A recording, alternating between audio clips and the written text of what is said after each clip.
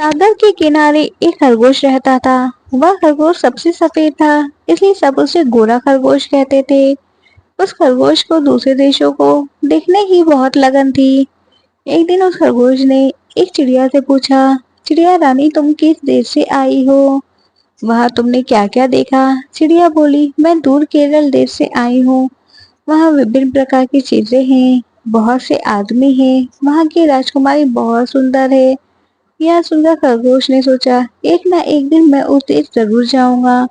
सागर में रहने वाले एक मगरमच्छ खरगोश का मित्र था। खरगोश ने मगरमच्छ से केरल की राजकुमारी के बारे में पूछा। मगरमच्छ बोला, हाँ मैंने राजकुमारी को देखा है, वह परम सुंदरी है, शीघ्र ही उसका विवाह होने वाला है। खरगोश उस अफसर से बोला, मगर भाई जब तुम उस देश जाओगे तो मुझे भी अपने साथ ले चलना। मगर ने कहा, ना बाबा ना, तुम्हारे माता पिता नाराज होंगे, मैं नहीं ले जा सकता तुम्हें। यह सुनकर खरगोश निराश हो गया। वह दूसरे देश जाने का उपाय सोचने लगा। अगले दिन गोरा खरगोश मगर के पास पहुंचा और बोला, क्या तुम जानते हो हमारा परिवार कितना बड़ा है? हमारे परिवार में कुल 850 खरगोश हैं। तुम्हारे परिवार में कितने मगरमच्छ हैं?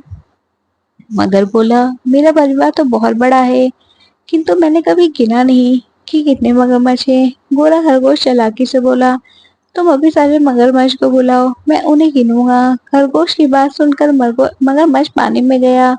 कुछ देर बाद सागर में चारों ओर मगरमच्छ ही मगरमच्छ दिखाई देने लगे। गोरा खरगोश बोला, ऐसे तो मैं गिन नहीं पाऊंगा, यदि ये एक लाइन से खड़े हो जाए तो मैं गिनना आसान होगा। सब मगरमच्छ एक लाइन में खड़े हो गए। खरगोश एक एक मगरमच्छ पर कूदकर गिनने लगा। 1 2 3 4 5 6 7। इस तरह एक एक मगरमच्छ को गिनते गिनते वह सागर की दूसरी ओर पहुंच गया। बोला, मगरमच्छ भाई तुम्हारा परिवार भी बहुत बड़ा है, लेकिन अब मैं केरल देश में आ पहुंचा हूँ, तो यहाँ घूमकर ही लौटूंगा। तो मेरे माता पिता को बता देना। यह कहकर गोरा खरगोश उछलता कूदता केरल देश की ओर बढ़ा।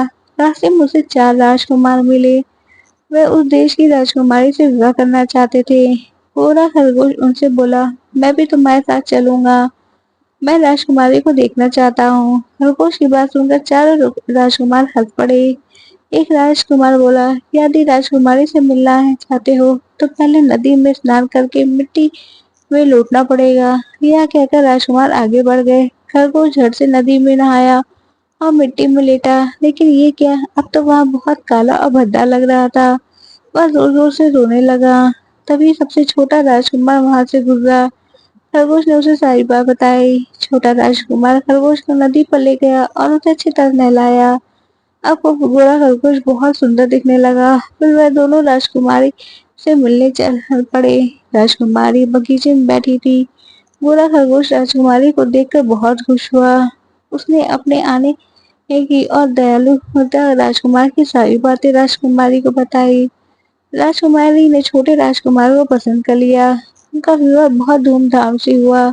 गोरा खरगोश वही उनके पास रहने लगा। कहानी अच्छी लगी हो तो प्लीज लाइक शेयर कमेंट करें।